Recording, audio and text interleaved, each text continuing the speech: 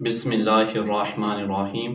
سیدنا کریم صلی اللہ علیہ وآلہ وسلم، جیسا کہ آپ کو پتہ ہے کہ ملک پاکستان کے حالات کس طرح چل رہے ہیں، ہر بندے کے لیے زندگی گزارنا بہت مشکل ہو چکا ہے۔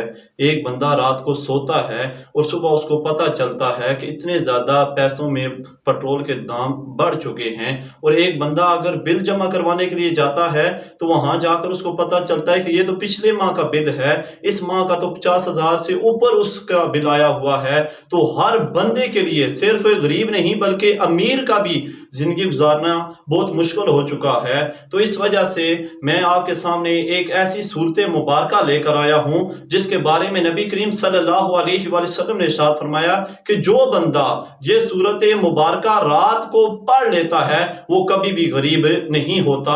تو وہ صورت کون سی ہے؟ وہ سورۃ الواقعہ ہے، جس کے بارے میں نبی کریم صلی اللہ علیہ وسلم نے ارشاد فرمایا کہ جو بندہ رات کو اس واقعہ کی تلاوت کر کے سوتا ہے وہ کبھی بھی فاقے میں نہیں ہوگا، یعنی کبھی بھی غریب نہیں ہوگا، وہ ہمیشہ خوشحال رہے گا، اور اللہ تعالی اس پر اپنے خزانوں کے دروازے کھول دیتا ہے جو بندہ روٹین کے ساتھ رات کو اس واقعہ کی تلاوت کر کے سوتا ہے۔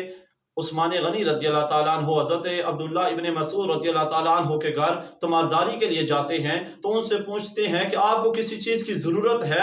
تو حضرت عبداللہ ابن مسعود رضی اللہ تعالیٰ عنہ فرماتے ہیں کہ مجھے کسی چیز کی ضرورت نہیں ہے۔ تو حضرت عثمان غنی رضی اللہ تعالیٰ عنہ فرماتے ہیں کہ یہ آپ کچھ مال رکھ لیں، آپ کے فوت ہونے کے بعد آپ کی بچیوں کو ضرورت ہوگی تاکہ وہ کسی کے محتاج نہ ہوں۔ تو حضرت عبداللہ ابن مسعود رضی اللہ تعالیٰ عنہ نے کہا خوبصورت جواب دیا، آپ فرماتے ہیں کہ مجھے مال کی ضرورت نہیں ہے اور نہ ہی مجھے میری بچیوں کو اس مال کی ضرورت ہے۔ پھر فرماتے ہیں کہ میں نے نبی کریم صلی اللہ علیہ وسلم سے سنا تھا کہ وہ فرماتے تھے، آپ صلی اللہ علیہ وسلم نے ارشاد فرمایا کہ جو بندہ سو واقعہ کی تلاوت کر کے سوتا ہے تو وہ کبھی بھی غریب نہیں ہوتا۔ تو میں نے اپنی بچیوں کو سو واقعہ کی تلاوت کی تعلیم دی ہوئی ہے، وہ ہر روز واقعہ پڑھ کر سوتی ہیں تو وہ کبھی بھی کسی کی محتاج نہیں ہوں گی۔ تو آپ سب سے گزارش ہے کہ آپ کوشش کریں کہ ہر روز سو واقعہ پڑھ کر سوئیں۔ اگر آپ نہیں پڑھ سکتے تو اپنی اولادوں کو سو واقعہ سکھائیں، سو واقعہ کی تعلیم دیں، تاکہ اللہ تعالیٰ